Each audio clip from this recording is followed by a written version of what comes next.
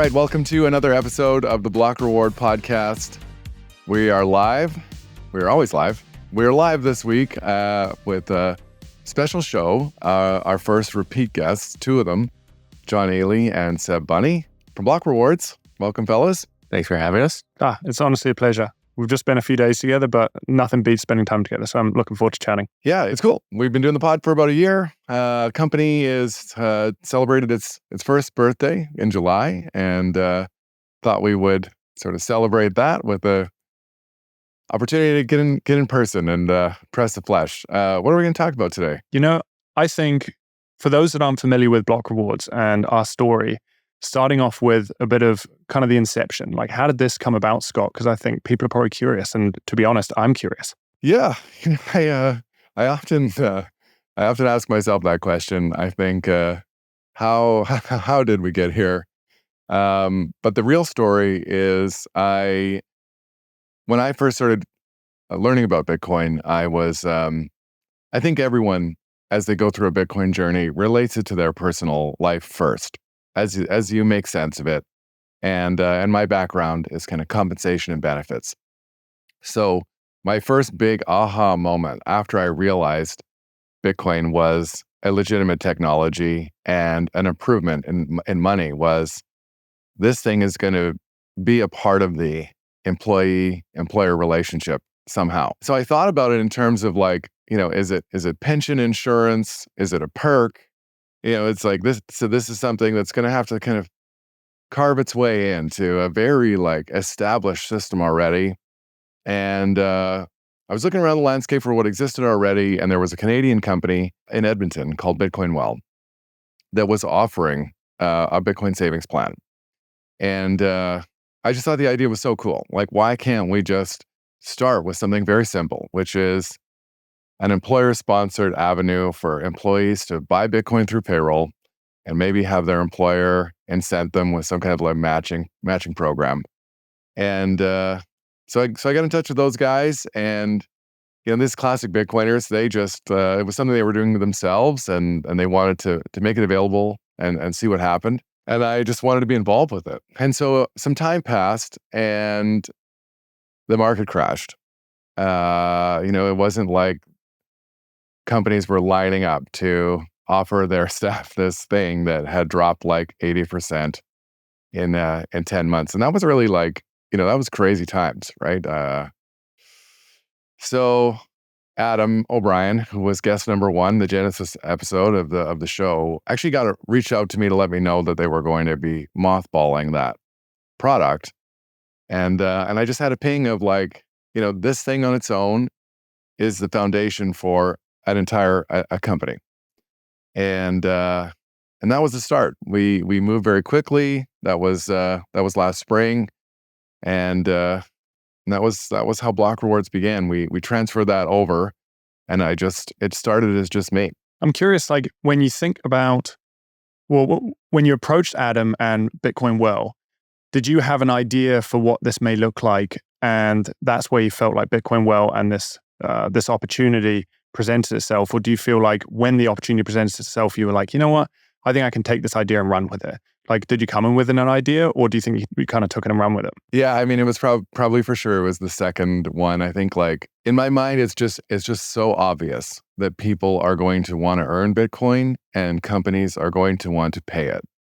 And so it's really just a matter of figuring everything else out. And I think in life, you can get mired in thinking about how you're going to do something, and sometimes you just need to start doing it.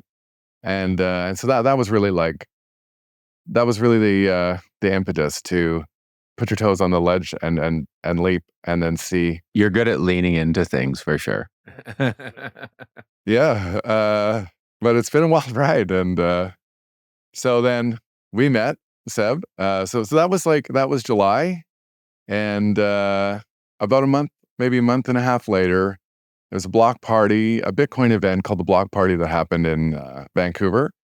And I met Seb in a chance passing, and it was actually Adam from Bitcoin Well who introduced us, which is so interesting. These people, how it all happens. And remember that day, obviously? Absolutely. He was selling us on honeybees, and he was talking about his farm and everything. And I was just like, man, this guy Scott is rad. And Adam, yeah, I want to talk to Adam. I want to hear about honeybees, but I want to talk to Scott. Yeah. Yeah. So Seb and I, like we recorded an episode. I think you were episode 5 on the show. And at that point, we were still just really acquaintances. Like it was, that's an interesting thing to look back on with how things turned out. Absolutely. You know what? There is a book by Nassim Taleb called Fooled by Randomness.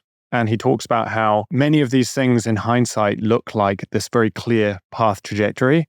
And it's just a heap of random events you can string kind of a thread between. And what I find is so interesting is when you look at our trajectory, it really feels synchronistic. It may have just been random, but to me, it very much feels synchronistic. Like we've met this incredible team. And for those who aren't familiar, like we just got off like a 3-day, 2-3 day little summit. And some of the synchronicities, some of the situations that arose really feels like we're meant to be here and we're meant to be creating this product. And it very much feels that way. And so even just being on the team, I feel so like honored and lucky to be on the team. I'm really excited to see what we can build as a team. Nothing happens by accident. Absolutely. And so it was around that time we recorded an episode, and I get a ping in my Twitter DMs from John, and Yeah. yeah. I had, I guess, as you were starting Block Rewards, that was when I first sort of came upon the use case of employee rewards for Bitcoin and that idea. And I had been sort of trying to solve, this itch of how to start a Bitcoin business, and started getting some momentum. Didn't really want to work on my own, but didn't know who to join up with. And I saw this, who's Block Rewards, and they've got rewards in their name. So, I better DM this guy. And it went very quickly after that. And meeting Josh and meeting you and flying out here to check out Kelowna and to sync up. It all happened very quickly. Yeah. And so yeah, it's interesting because I think there's so many ways to approach how to build a Bitcoin business, but it's still very difficult to find that winning strategy. It's still so early. And, so if you're just a one person project, it's pretty daunting in a lot of ways. And I knew I needed to hook up with people with skills that weren't my skill set. And, having you and Josh as partners just made perfect sense. And then, of course, Seb joining on as well. It was a good combo. Yeah, and for our listeners, I guess it would be Josh Curlett is our Chief Operating Officer, who is sort of a behind-the-scenes person who is really instrumental in making the business aspect of our business possible. Absolutely. And what's interesting is one thing that stood out to me, and it still does today, is when we first jumped on a call, you mentioned to me about this idea of people getting paid in Bitcoin and how the current system, the reality is that the democratic current system, lobbying is such a huge force. And when we think about that, corporations have a huge sway in the direction of the nation, and what their ability to be able to fund lobbying, to be able to change regulations and legislation, you name it. And you'd mentioned to me on this call how if people are getting paid in Bitcoin, then all of a sudden, this is going to change the incentives in the system. These corporations, given that their staff being paid in Bitcoin, are slowly going to swing pro-Bitcoin. And so now we've got this huge lobbying power behind us. And although I don't necessarily agree with lobbying, I don't agree with the outcomes of lobbying, the reality is we still have to play by the rules of the system. And when we're playing by the rules of the system, if we've got thousands of major corporations that have the power to kind of push legislation and regulation, maybe they can slowly sway it in our favor. And I was like, this isn't just like a groundswell of just individuals buying Bitcoin. This is now how can employees start to influence corporations that can start to influence the direction that we're heading on the democratic, political side of things. And that, to me, I was like, I'd never even thought about that. That's freaking fascinating. And that kind of really was this inception pill for me to want to kind of dive into Block Rewards. That's cool. I don't know if you've ever said it to me exactly like that. It's like things are different when you're talking about money, but it would have been impossible looking backwards to imagine governments stepping in to tell businesses that they weren't going to be allowed to use email, especially as it represented an improvement to removing friction, an obvious point of friction in business. And to me, this is the same thing. And I really, landed for me yesterday, John, in our meetings when you were talking about Bitcoin's place in the stack of internet protocols.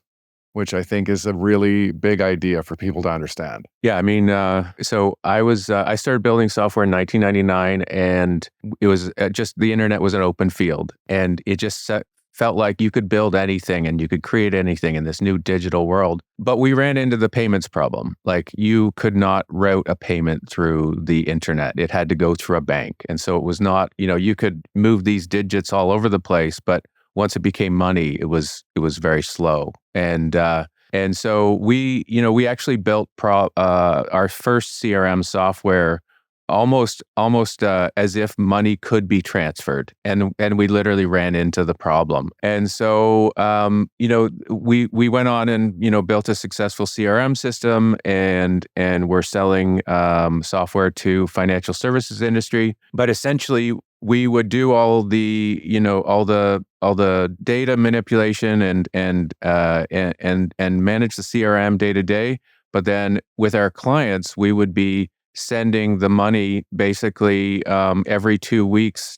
We'd do a database dump between the two companies and just sort of share a ledger between the two companies. And because there was no way to actually throw the money across the internet in a frictionless way. And so essentially, you do all these things, but then you have to work around the payments problem because the banks aren't going to let you do it without so much friction. And so, it really, when I understood Bitcoin, I started to realize that slowly it would solve the payments problem. I mean, it takes some time, but, first Bitcoin Core and then Lightning, and then the new protocols on Lightning, including L402, I think, at its base layer, enable Bitcoin to be part of the internet stack at its basis, throwing information packets and payments at the same time with zero friction. And so it's truly streaming money. It's the Antonopoulos, the internet of money. And the L402 protocol is still very new, but once the use cases start to pile on, I think it's just going to speed up the development very, very quickly. For us, people who are a little bit older than other people, and we remember the earlier days of the internet, I think the change is just slow enough that people who've been around for the entirety of the internet, I can lose sight of how much it's continually evolving. Like, the internet is so different today than it was in 2014. And it's like incomprehensibly different than it was in 2004. And I think we got the internet at my house in 1994. And I remember my mom sort of sitting me down to explain, like, we were getting this thing called the internet.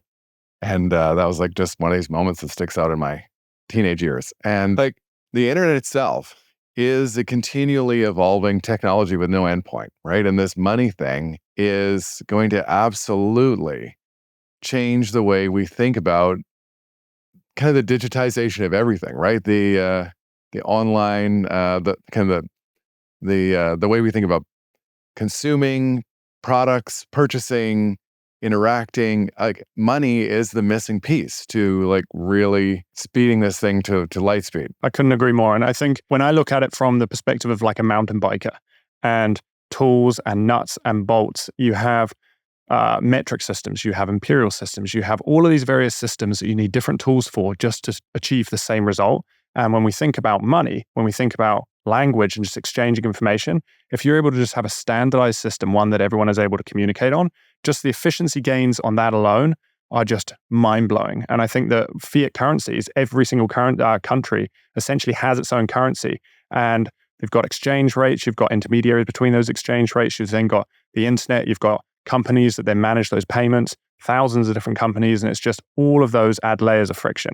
And so the more that we can get down to that base layer, as you're saying, John, and just have like a decentralized distributed system that everyone is operating on and we're all talking the same language, the benefits are just immense. And I don't think people quite just understand just how immense. Yeah, I mean, it's the decentralized nature, but it's also the fact that you are sending value, an actual asset, a bearer instrument, piece of money to that person. They get it and they own it.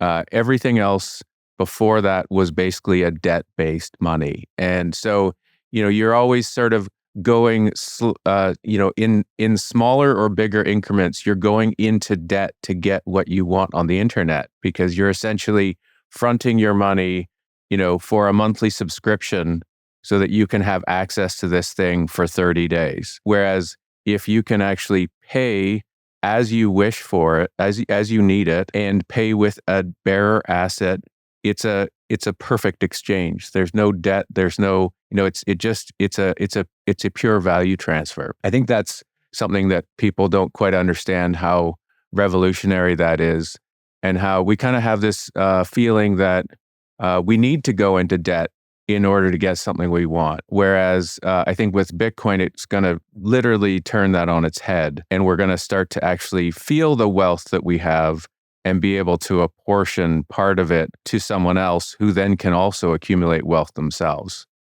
So yeah, I think it's very hard to imagine how this thing turns everything on its head so radically. Yeah. And even just the removal of intermediaries and institutions. So if I'm buying something from you, like I'm literally sending you the money myself, and there's nothing in between us. Like it's a digital version of a physical exchange we would have had in person 2,000 years ago when we were using metal money instead. And that idea through Bitcoin is possible anywhere in the world. I was thinking about what you were saying about borders and the number of different currencies, and political borders themselves are immense points of friction and gates on capital flowing freely. So we're also talking about sort of opening the floodgates of money and commerce in a way that is, to your point, Joe, it's hard to imagine what this means, because a global money, universally recognizable, worth the same everywhere in the world, can be transported anywhere in the world, in the speed of light. Like, what can that do to change how we think about what's possible on the internet? And that's really the part that is going to be, buckle up. I was joking about they're making a sequel to the movie Spaceballs. And for anybody who remembers Spaceballs, it was like one of the funniest scenes in the movie is Rick Moranis' character is like, they need to catch up to this spaceship that's outrun them. And he's like, ludicrous speed, go. And I'm just like, get ready for ludicrous speed. Like, this thing is going to be wild. No more bankers in the way. The bankers are there to rent seek and get in the way of that friction. And without that friction, I mean, I think I heard a stat that over time, over the last few hundred years, bankers have gone from, or like the financial aspect of our economy has gone from 2%, in 1600 to 25% today. And it's just literally middlemen who I believe Bitcoin completely eradicates like 95% of that. And they're not serving humanity anymore. They had a time when they needed to be here, but with Bitcoin, really, not only can you be your own bank, but the internet and the Bitcoin network becomes a payment world for you without bankers. It just does it. I couldn't agree more. And when El Salvador adopted Bitcoin back in 2021, it really became apparent how we talk about this idea, well, Bitcoin's just going to remove those middlemen. But when you actually see it take place, it's truly profound to see that happen. And I think what really kind of stood out to me is El Salvador has something around like 50% of its GDP. So for those that aren't familiar with GDP, gross domestic product, just monetary transactions that take place inside the country. And 50% of their GDP comes from remittances. This is El Salvadorians living overseas, sending money back to their family. But what's interesting is that if you're trying to send money from the States or some other Western country back to El Salvador, the fees on those are sometimes upwards of 30%. That's mind-blowing. So if you know that 50% of their GDP comes from remittances and 30% of that is going towards Western Union and these major corporations, you can improve GDP overnight if you just collapse that fee. And I think Bitcoin and the Lightning Network, you're seeing El Salvadorians overseas move Bitcoin instantaneously back to their families. These individuals don't have to go to Western Union where gangs wait outside and try and take a cut. Western Union doesn't take a cut. That money goes straight back to the families and the local community, which is profound. That's GDP increase of 15% overnight if everyone that was remitting money back to El Salvador was able to do that smoothly. And that'd be the fastest growing country in the world by ways. I think about it like, AI technology collapsing productivity basically to infinity, the cost of productivity. And Bitcoin is kind of like simultaneously collapsing the financial friction of everything like to zero, basically. With the Lightning Network, this will all be free essentially, or the fees will be so small compared to what they are now. And even like I think it was last week, the U.S. government was moving Bitcoin around, and they moved $2 billion worth of Bitcoin for 66 cents. Like, and this I don't know what they were trying to prove, but like, what they did prove, like, just think about that for a second. They proved that they don't need their other systems. Yeah, totally. It's it's amazing to think that someone in the government is using the Bitcoin network to do that. And they're just sitting on all this legacy technology that's really, they're just proving it's useless, essentially. Well, what's interesting is there's probably internally, they've got all these permission layers. To be able to move that money alone, they probably went through 50 steps to be able to get that approval. But the moment they had that approval internally, you basically just had to hit send on Bitcoin. There was no permission on the Bitcoin side of things, which I think is profound. $2 billion moved without permission. Jerome Powell's ledger. They ended up selling some of that, right? I'm not sure. I think they sold something like 20,000 Bitcoin. 20 or 30,000, I think. Yeah. Yeah, I mean, Germany is dumping its Bitcoin, and it's just a catastrophe of the West. These governments that should know better are really squandering a very finite and precious asset at a probably the worst time. Yeah, they're gonna have to buy it back at much higher for sure. And it's I was listening to Michael Saylor's talk at Bitcoin Magazine, the Bitcoin conference, and just talking about how there are only, there's only a room enough for like one or two countries to really go full Bitcoin maxi before they just have so much of a head start that everyone else is going to be behind the eight ball. He's obviously hoping that's going to be the US, but it's anyone's game at this point. If you can print some currency and buy some Bitcoin and manage your own house and keep making income, the world's geopolitical power could change in the next 10 years in an incredible way. Yeah, I mean, and if it sounds crazy to a listener, like, think about it as every country in the world right now is creating their own money out of thin air, and they can today trade it for the only form of money that no one can create out of thin air. So, I mean, it's not that complicated. It's No, I fully agree. And I think one thing that I really do find interesting is that I don't think people quite understand just how much money is stored in all of these other assets when we're talking about like real estate, when we're talking about farmland, when we're talking about bonds, when we're talking about equities. And they're not being stored for their utility purpose. They're purely being stored as a monetary store of value because our money has broken down as a store of value. And so when people think about Bitcoin and we're looking at this thing that is just over $1 trillion, and then you're looking at these asset classes that are hundreds of trillions of dollars, and they're just like, Bitcoin's minuscule, it can't compete. And it's just like, when you realize that when people realize that there is a money that allows them to save, and that's all it does, it's a form of sound money, we're going to see a ton of capital leave traditional assets and flood straight into this digital asset. And the other asset classes are already struggling to perform that function of being a place to store money under a mattress. Like there was a news story yesterday about a like sort of AAA rated high rise in New York that sold for $330 million in 2006 and sold yesterday for $8 million. It was like basically a total loss. And there are stories like that happening in the US. If it's not daily, it's weekly. And this is part of that idea, I think we were talking about earlier, of as the internet continues to evolve, we're going to see things change in ways that are hard to imagine, right? Like your point, I love you love the example of McDonald's, right? And it would have been impossible to imagine in the late 90s that such a huge portion of their revenue would come from online sales. Yeah. No, I love that story. I mean, they actually had to go into a lawsuit to get McDonald's.com. I think it was in the mid 90s. Some Stanford professor or someone had reserved McDonald's.com, and it was such a new part of the world that McDonald's actually thought that they owned the rights to McDonald's.com just for being McDonald's. Like copyright laws hadn't been figured out yet. And in the end, there was a court battle, and in the end, I think that the guy gave it up to McDonald's for $1 million donation in something that he believed in or something like that.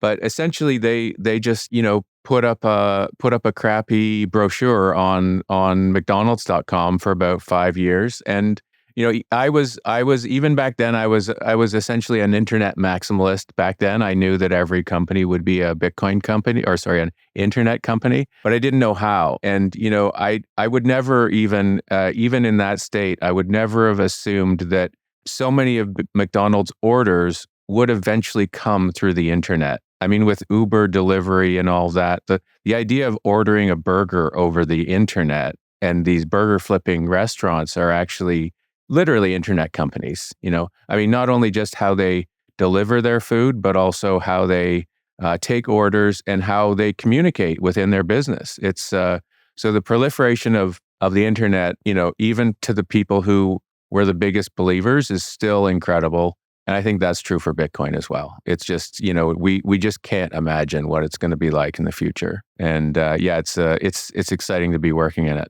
Yeah, it's like for people who are tired of things changing, the pace of change is like, we're just getting started. Because when these two technologies sort of become realized, and, it's like the internet, I think you and I might have even talked about this on our episode, but nobody in the 90s was thinking about streaming 4K sporting events on their handheld device. Like, these are just things that were not on anybody's radar. And that's not that long ago. These things become normalized in hindsight fairly quickly. And to me, this marrying of global information technology and money is information. So what Bitcoin really does is reduce money to information, and do it in a sort of purely digital way, right? It's this. I think a lot of people have a struggle point with the fact that it's a fully non-physical, intangible thing, and it seems weird, even though our money is essentially already, our government money is already essentially that. That is a big, I think, obstacle where we're used to our money still being numbers on a screen, and so we think it's digital. Like it's been digitized on the surface, but just not digitized in its fundamental way. Sending value over the internet is never easy, because as I've said this before, the internet is a series of copies of information, and if I want to send you something of value, I need to make sure it goes from me to you, and that I don't have it anymore. And it's that's not an easy technical problem to solve in a distributed network. So yeah, it's fascinating. So I'm curious, on this idea of kind of value creation and value exchange. So we've just got off this kind of summit. One of the kind of projects, or we kind of ended up doing, was talking about this thing called an MTP. I think it's massive transformative plan or purpose. And this idea is if you were to have an internal vision of who we are and what we kind of endeavor to do, what would that vision be in kind of a single sentence? And we kind of came up with this idea that we want to harmonize the energy exchange of value creation. And so I'd love to hear you guys' perspective, but what does that mean to you? To me, it's understanding your own value and being able to express yourself in value in a harmonious way, meaning frictionless. There's so much there's so much friction in exchanging energy these days, whether it be your personal energy or your financial energy. And I just think we've come upon a niche where we're starting to see where we can remove all the friction, and actually, I don't know how, there's another sort of way of describing this harmony, but it's essentially legitimate value for value transfer. So that's how I see it. What about you, Scott? Yeah, I think the energy metaphors in Bitcoin are frequent and obvious for some because of how it works. In the same way that Bitcoin is changing the way we think about legacy institutions like the centralized choke points of banking, I think that how we as employees and employers interact with each other is something that's also become dated. And this is an idea that, it's not always obvious when some idea has become stale because especially, things are moving so quickly now that the change is so fast. But the employment relationship and how we think about things like getting paid once every 2 weeks, these are things that have evolved over the last 100+ years, things like assembly line manufacturing. And from a time where the employer really held all of the power and they were rewarding employees. But, to your point, or you made earlier, John, about credit and debt, in that system, an employee is really fronting the company their energy for the 2 weeks there where they are paying for their own food, paying to get themselves to work. They're paying with their life force, their time, during the 2 week period where they're earning that money, which they're actually then paid back for when the pay time has been completed. And that is the system of debt that you were talking about. Like, we're going into debt to make money, but not in a monetary, well, even in a monetary sense, because during that time, I still have to pay for my own life.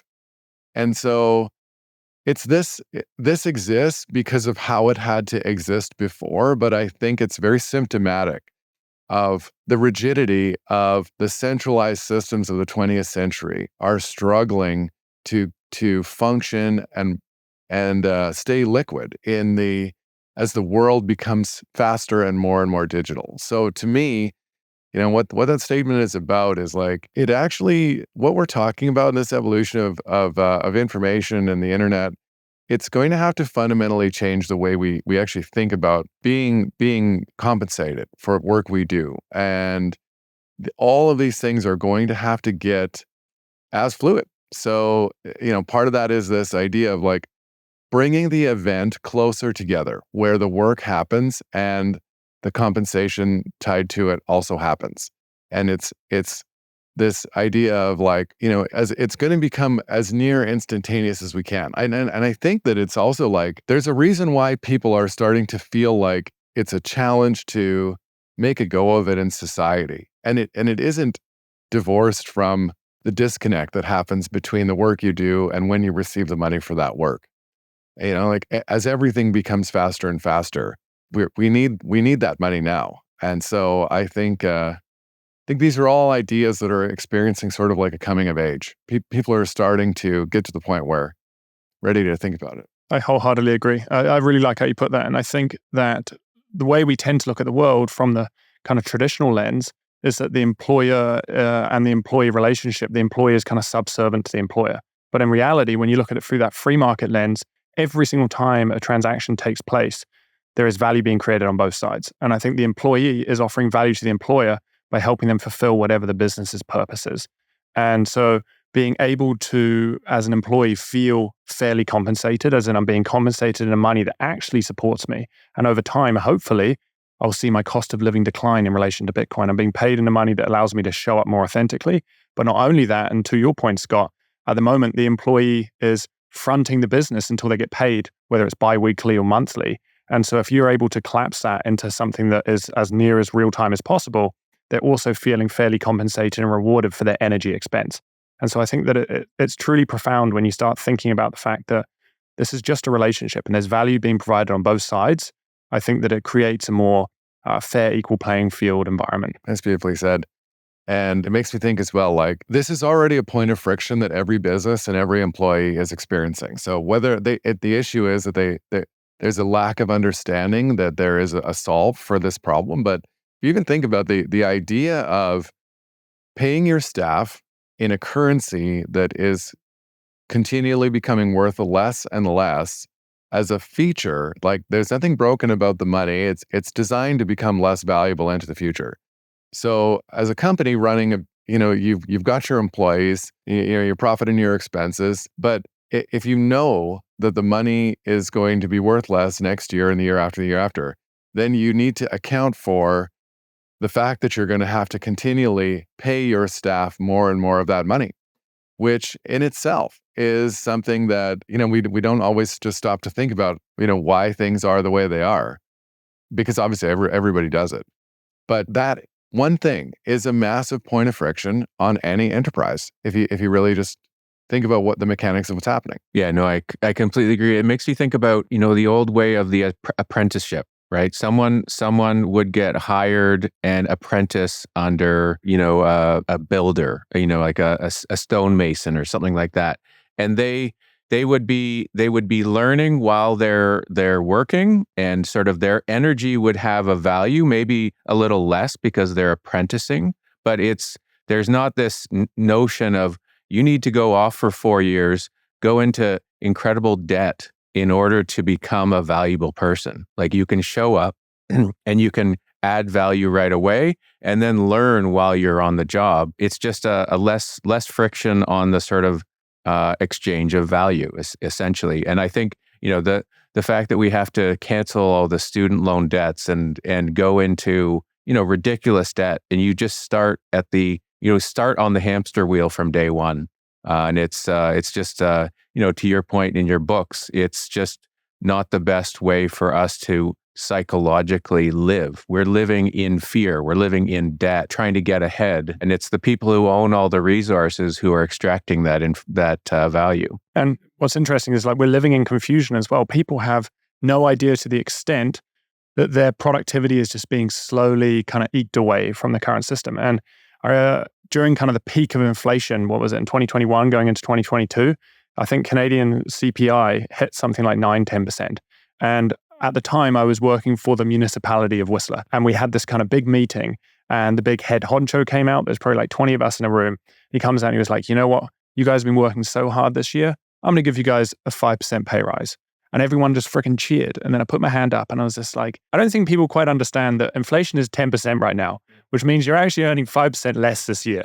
And people are like, that can't be true. And I'm like, it is 100% is true. If your cost of living is increasing by 10%, but your wage is only rising at 5%, that's a 5% loss of purchasing power. And that's this confusion. The system kind of masks the reality of the situation. And people don't quite grasp the fact that, like, they can feel that their cost of living is rising, but they're not doing the math. They don't understand this. Yeah, and it's like, to take it one step further, when the inflation would have dropped from 10% to 8%, what you would have seen on the news is inflation is down 20%, which is sure. I mean, but yeah, it's just ridiculous. It's like talking about velocity and acceleration as if they're the same thing. It's just a number that's going up at a slower rate sounds like it's a number that's going down. No, it's going up. It's just, and yeah, we're all on that hamster wheel, the fiat hamster wheel. It's and it's not going to get us anywhere good until we can solve that from a base layer point of view. Yeah. Yeah. So socially, like, it doesn't work to have people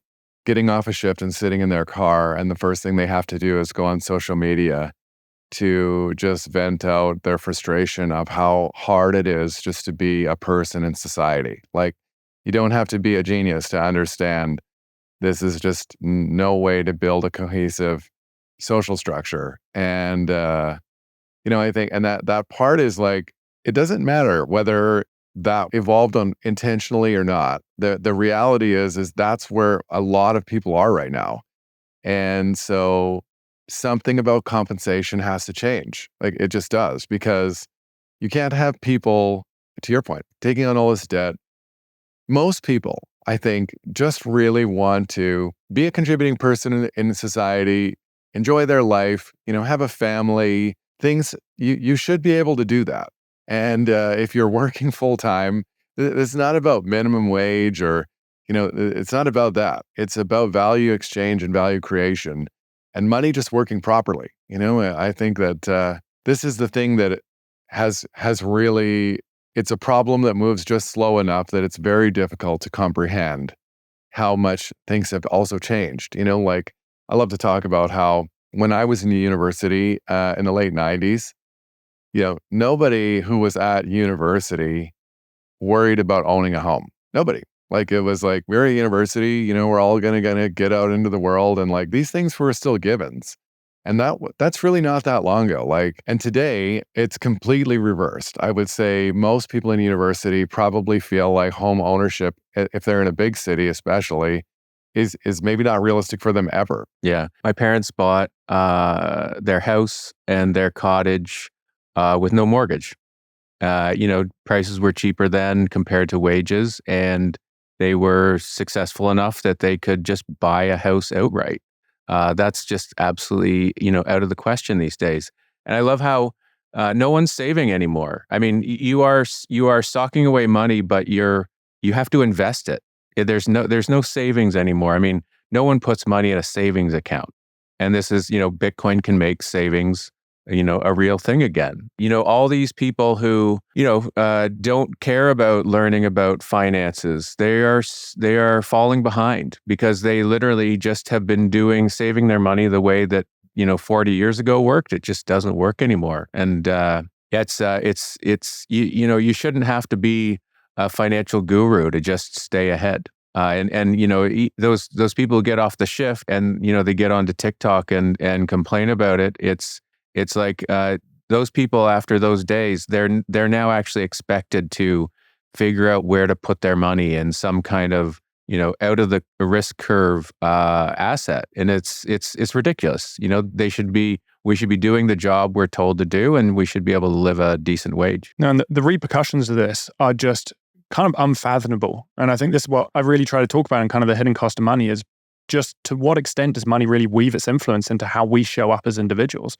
And so when you have a money that is breaking down so much so that people aren't even sure how they're going to put a roof over their head, we're seeing like the rate of newborns just dropping off a cliff. Like people aren't having kids because they don't know what their future is going to look like. And then even from the farming perspective, and I think this really opens my eyes, when you have a farm, the land, the value is in the land and not on the farm. And people all of a sudden are buying up farmland left, right, and center to store value. Then they're not using that land to go and create value for society. They're not growing crops. They're just storing value in the land. And so increasingly, farmers are not able to really show up. They have to rely on subsidies, and then the government kind of directs what it is that they grow. And so whether it's an individual trying to show up and want to raise a family and purchase a house, whether it's a farmer who's just wanting to try and pursue his desire to be able to support his community, when money breaks down, it really impacts all of these different areas. Yeah, no, it's crazy. I mean, I love the fact that the interest rates, the banks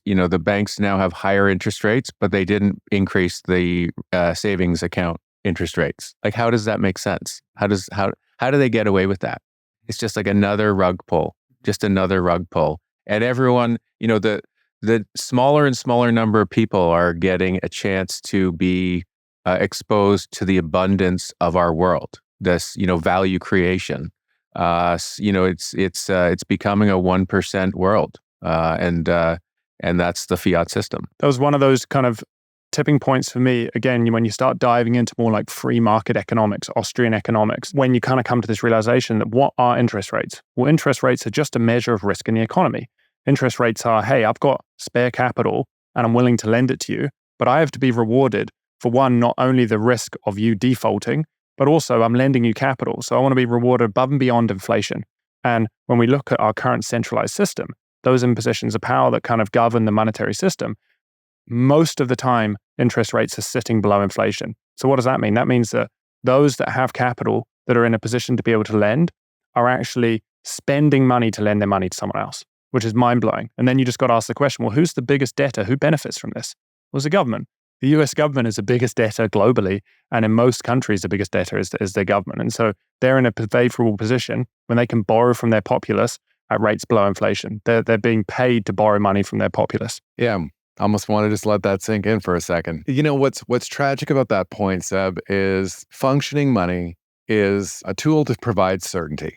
I think when people can think about money working with confidence, it enables them to think about planning for the future, the cost of reasonable assumptions about what the cost of things will be in the near term and in the distant future. And so by the virtue of the biggest debtor causing this problem, they're actually removing certainty from the people that they are meant to be serving. So it's quite a problem. Yeah. And it's interesting. One of the kind of like phrases that came up throughout our kind of summit that we've just had is this idea of kind of realigning incentives. And I think the challenge for the current system is when you're incentivized to borrow, because it's actually favorable to borrow, people just take on more and more debt. And whether that is going and buying real estate, pushing up real estate prices, whether that's buying goods and services, pushing up the cost of goods and services, creating inflation, the repercussions of incentivizing borrowing are numerous. And I think that that's where, when it comes to Bitcoin, when you realign those incentives, when you have a money that nobody can tinker with, as we as a society evolve, as we increase our ability to get more for less through technology and innovation, hopefully we see prices fall. And that incentivizes saving once more. It doesn't incentivize taking risks. So you have, hopefully in the long run, a more stable society where people can take risk, but the onus is on them to be able to show up and actually cover their debt obligations. And if they don't, they'll wither away. And so that realigning incentives, I really align with that phrase. Yeah, we did a very early episode of the show with Joseph Barbuto, who is an expert in something called chondritive waves, which is a study of the cyclical, a recurring sort of wave pattern where leverage builds up in a financial system, and then there's a deleveraging. So there's like, and this has been the way it's been for as long back as we have, information. Yeah, and so I think that we're sort of we've reached this point. It's like a bursting point of the apex amount of leverage that can be in the system, and it's probably going to result in a deleveraging event that will seem for many like gravity stopped working, because we are just so used to the idea of going into debt to have things we want, it's just to earn the money. Like it gets back to this idea of like, we are going into debt to earn money. And Bitcoin can change the way people understand money. So that, to your point, John, like it is money where you have the value now. It's value in and of itself. And the game theory on like no one will want to use debt money, when they can have money as an alternative. When they can earn better money. It's interesting because there's this idea, which Bitcoiners will probably be familiar with, of Gresham's law. And that is like bad money pushes out good. And what people don't often kind of talk about when they talk about this idea of Gresham's law is that only exists when there are legal tender laws. When you have a government that says this is the legal tender, you have to use this currency. What that means is if you're a merchant and you're selling a service, you have to accept the local currency.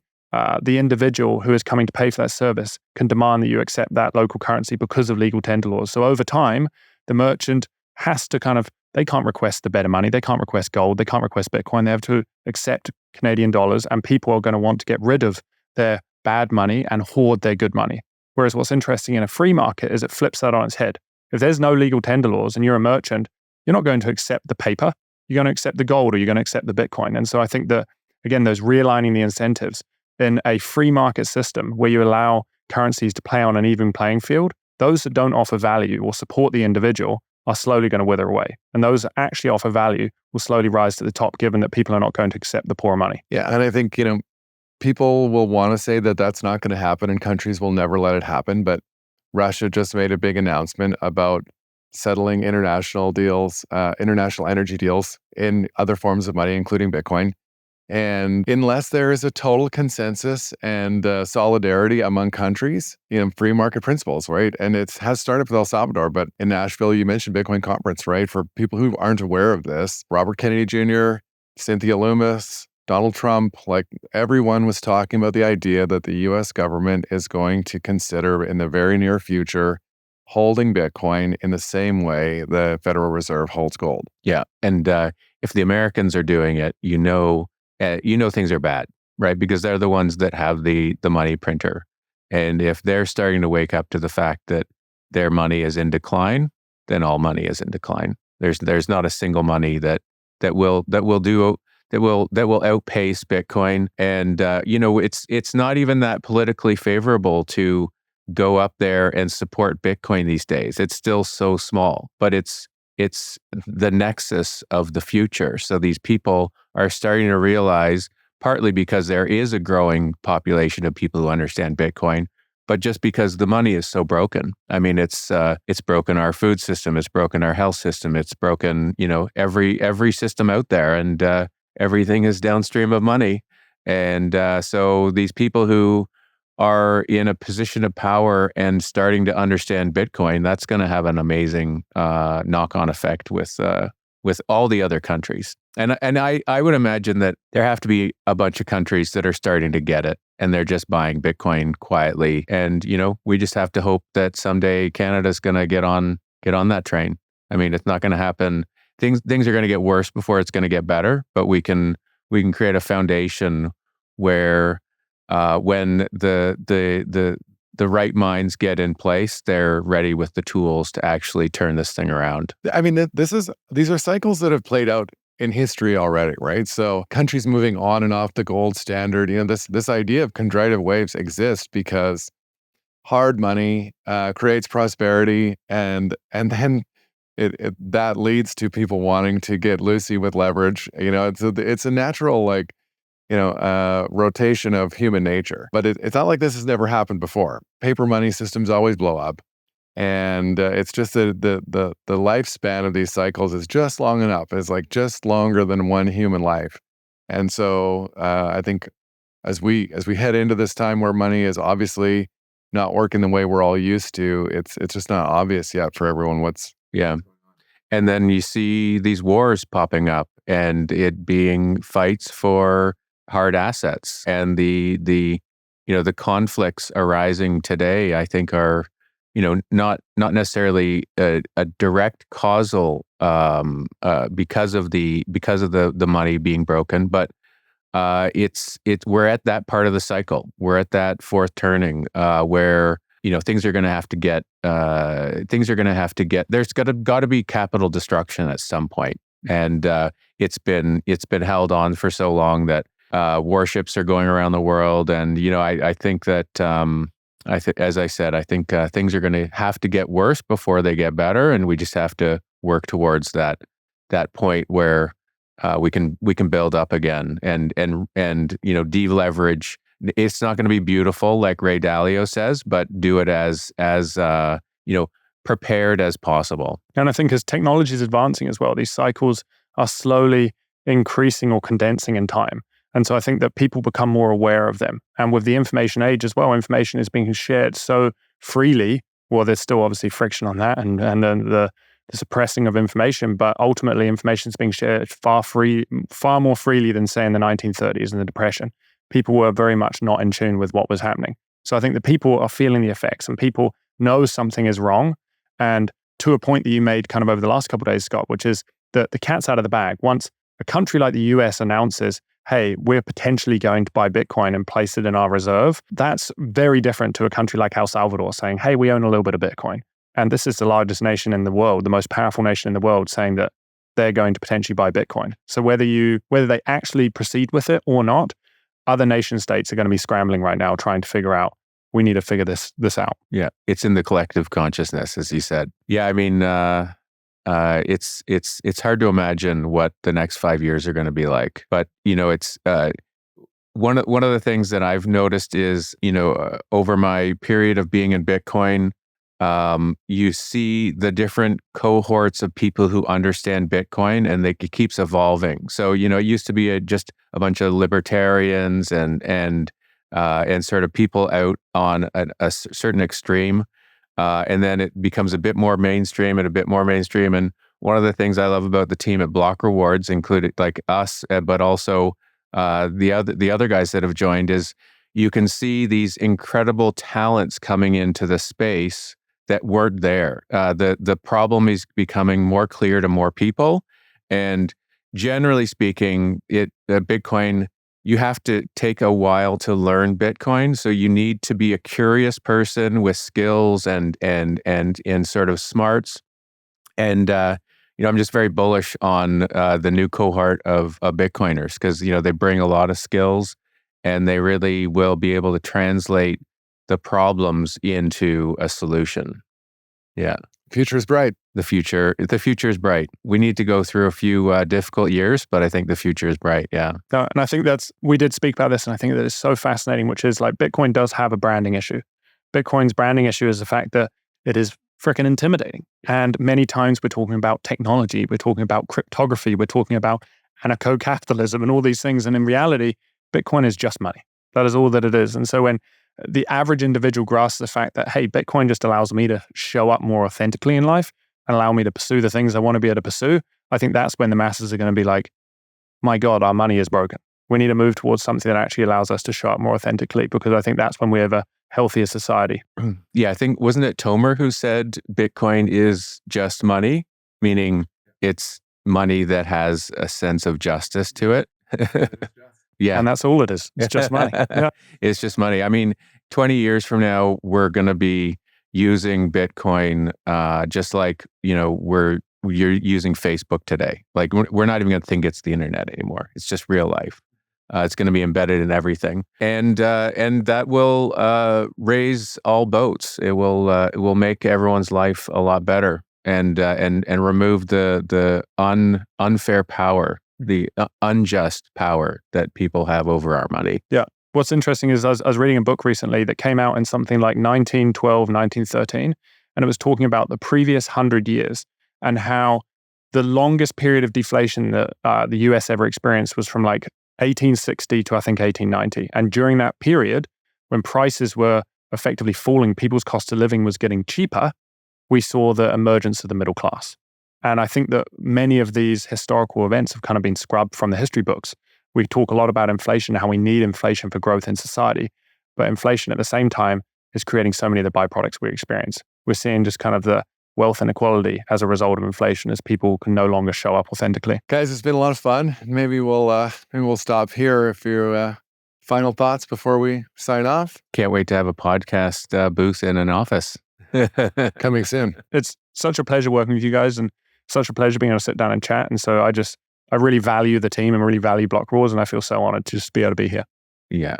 No, ditto for sure. Yeah, it's great to be part of it. Yeah, it's gonna be an exciting ride. And for your listening as well, appreciate you guys tuning in and paying attention and coming along for a ride with us. Thanks for listening to this episode of The Block Reward. We're trying to do something different here, creating accessible conversations meant for people who aren't obsessed with Bitcoin. If you found this episode informative and engaging, hit that subscribe button to make sure you stay updated with future episodes. Your feedback matters. We'd greatly appreciate it if you could take a moment to share your reviews and help us with our goal of creating Bitcoin content that is simple and easy to understand. Bitcoin has an important role to play in the future of finance. It will change the way we save, spend, and invest. Discover why Bitcoin offers a game-changing opportunity for forward-thinking employers by visiting blockrewards.ca. Block Rewards' mission is helping Canadian employers implement strategies for integrating Bitcoin into compensation and benefits, supercharge your recruitment and retention strategies, and help your team members plan for the rising cost of living by rewarding their work with the hardest money ever invented. Special thanks to our top sponsor, Paramount Employee Benefits Consulting, Canada's only Bitcoin forward benefits and pension advisory. For more information, find them at paramountbenefits.ca. Big shout out to Podigy, our production team that makes all this possible, and BMX Escape for producing our music. Bitcoin is an expansive and dense topic many people walk away from early. To Bitcoin enthusiasts looking for that podcast they can share with friends, family, and colleagues, one they'll actually listen to, we hope that is us. The content of these conversations is meant to be provided for information purposes only. Nothing here is investment advice. Bitcoin is a big topic. Be sure to do your own research before making any personal financial decisions. Thanks for listening.